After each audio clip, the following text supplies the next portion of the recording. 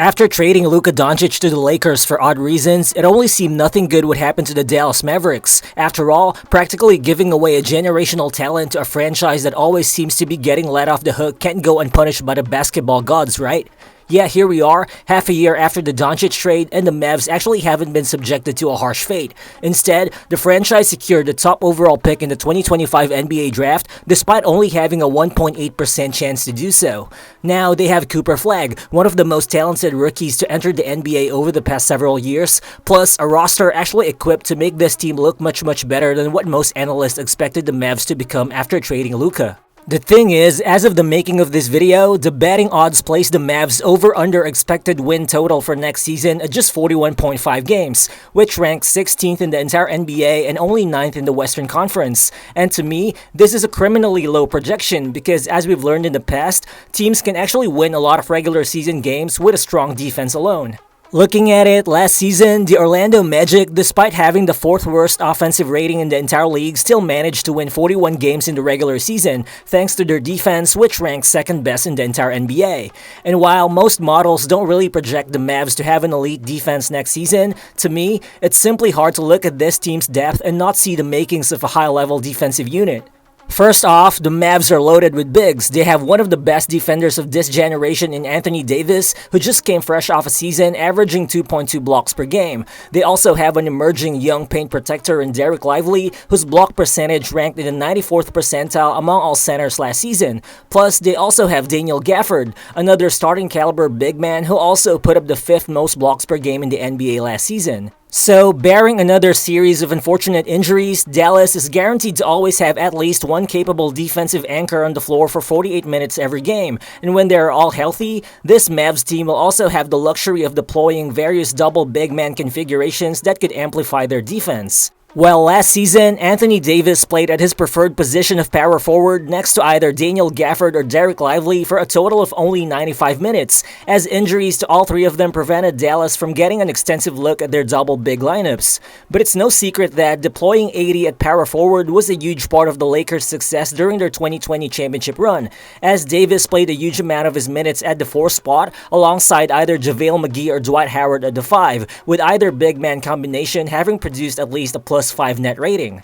But what's even better is, even in those minutes when Dallas hypothetically relies on a single big man lineup with only one of Davis, Lively, or Gafford on the floor, this team's 3 and 4 spots will still always be occupied by rim-protecting forwards. They have PJ Washington, whose shot blocking rate last season ranked in the 77th percentile of the entire NBA. And of course, they have Cooper Flagg, whose shot blocking rate ranked in the 91st percentile of college basketball's ACC conference last season. Then in the perimeter, the Mavs are also stacked with lengthy guards and wings who are at least 6'5" and taller, such as Najee Marshall, Max Christie, Caleb Martin, and Dante Exum, all of whom can guard at the point of attack and disrupt passing lanes. Well, even Klay Thompson, despite not being the same lockdown defender anymore, is still capable of using his strength to guard bigger forwards and wings. So basically, that's 9 to 10 high-level defenders who Jason Kidd will have in his rotation. And given all that blend of size, depth, and positional rim protection, I think the Mavs could easily be a top 5 defense next season.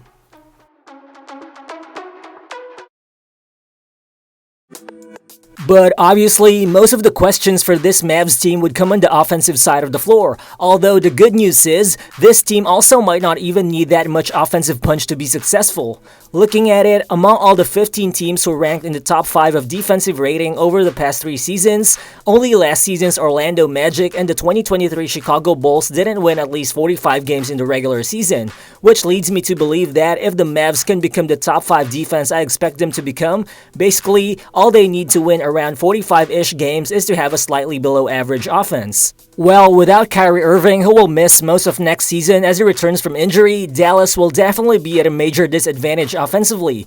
But even with Kyrie sidelined, the Mavs should have enough offensive firepower to avoid being a bottom 10 offensive unit. Last season, AD ranked in the 92nd percentile in terms of offensive estimated plus-minus across the entire NBA, and he remains a supremely talented scorer in the paint who's also got a legitimate mid-range jumper. Now, for the first time since his days with the Pelicans, AD will have his best chance to be unleashed as an offensive hub. Expect Dallas to deploy Davis in a higher shot creation and an even bigger playmaking role moving forward because as we've seen towards the end of last season, during the limited number of games AD played, Jason Kidd found some creative ways to use him as an offensive initiator, wherein AD was able to open up shot opportunities for the team's other bigs when they were together on the floor. I especially liked how AD was effectively used as an offensive initiator out of big-to-big screen actions, which can be really hard to defend, because those actions create a momentary pocket of space which the roll man can use to find open lanes, especially with a capable passing big man like Davis being the on-ball decision maker. Also, aside from teams like the Cavs, Thunder, and the Rockets, most teams just don't have two big men who can match the size of an AD Gafford or an AD Lively tandem to deny them inside leverage when they force switches in those screens. But outside of Davis, the Mavs for sure will have to rely on D'Angelo Russell as Kyrie's temporary replacement at point guard to start the season. Well, Russell had the most inefficient scoring season of his career last year with the Lakers, but in 2024, he did average 18 points and 41% shooting from deep on a high volume of 7 attempts per game, while also recording 6.3 assists. And having that version of D'Angelo Russell in terms of scoring and playmaking should just further increase the Mavs' offensive ceiling. Meanwhile, bench pieces such as Najee Marshall, Caleb Martin, and Max Christie all have enough shot-making juice off the dribble, and all of whom are capable of providing supplementary scoring.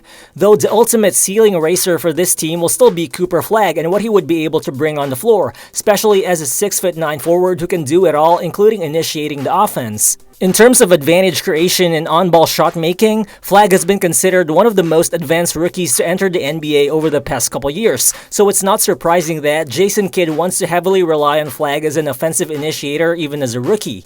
And looking at it, the Mavs starting lineup alone with AD, Lively, Klay Thompson, and D'Angelo Russell looks like a solid ecosystem for Flagg to naturally thrive in as an on-ball creator. At Duke, Flagg played with a 7'2" Kaman Malawach, and in the pick and roll, whenever he was trapped by double teams, Flagg was constantly able to dump the ball to the big man as he rolled to the basket. And Flagg can easily replicate this kind of pick and roll synergy with Derek Lively, who's a high-level finisher off lob passes. In addition, Flagg's ability as a facilitator will also benefit Klay Thompson, who's still one of the best shooters in the NBA off movement. Flagg has history playing with a premier shooter in Con Knuppel at Duke, and notably, Knuppel did play a Klay Thompson kind of role in terms of getting fed the ball from Flagg while flying around off-ball screens. So Flagg's connection with Klay in the starting lineup should be natural in the long run. One concern though with the Mavs starting lineup or any lineup featuring Lively or Gafford at center is the lack of floor spacing it actually provides. Well, Flagg's three-point shot actually developed greatly at Duke after a slow start, as he made 44% of his three-pointers during his last 24 college games. But still, it is by attacking the paint or by shaking his defender off from the mid-range wherein Flagg thrives the most, and neither Lively nor Gafford could spread the floor to allow Flagg the room to get to those spots. While AD on the other hand can shoot threes, but is still definitely going to be stationed more in the post. So if this Mavs starting lineup somehow creates a nightmare situation offensively, it actually might make more sense to not have either Lively or Gafford at the 5, and instead, Dallas could just push Flagg into power forward and start PJ Washington at the 3 spot, which means AD would have to slide back to center, and this 5-man lineup I think gives Dallas far more versatility on both ends than any double big man lineup from a floor spacing perspective. Well, PJ Washington is a consistent enough three-point shooter who defenses have to respect on the perimeter, and that should open up the floor for both AD and Flagg to operate in the paint, which in turn would create opportunities for Washington, Klay, and D'Angelo Russell on the perimeter. In addition, this lineup also wouldn't see the Mavs compromising a lot of size or rim protection, because Washington can defend both guards and even smaller 5s, while Cooper Flagg could also guard 3 to 4 different positions. Though the issue with this lineup is that it requires some buy-in from Davis, who has been resistant to playing center in the past, but if AD does buy in, I think this lineup may be the best option for the Mavs as they run their 2-timeline approach. Or another option for Dallas is simply running an all-defense, all-size starting unit wherein they would bring Klay off the bench and instead start PJ Washington at the 3 with Flagg at the 2 spot and with AD and Lively on the front court. Though this lineup might handicap the Mavs spacing a bit with Klay coming off the bench, again, Washington is still a solid 3-point shooter, and this lineup also appeases 80s one to play the 4.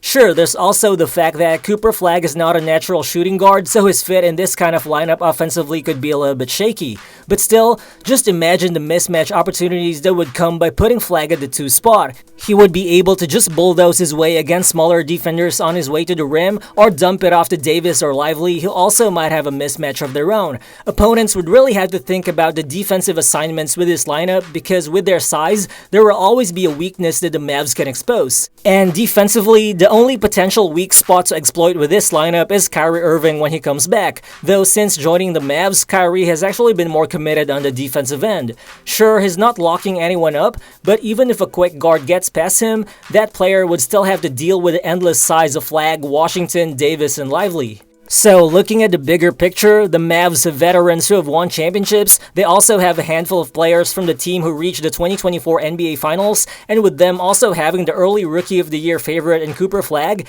it's not actually hard to see why the front office believes that they could be real contenders next season. This Mavs roster is still talented, deep, and actually full of size, and provided they stay healthy, I think they could at the very least produce an average offense, and as we talked about earlier, a decent offense paired with a potential top 5 defense still produces a formidable winning team. Sure, it's only been 1 year since they traded a generational superstar, but don't be shocked if the Mavs exceed expectations next season, especially once Kyrie comes back, as this team is actually well positioned to be much better than where most NBA predictions actually place them.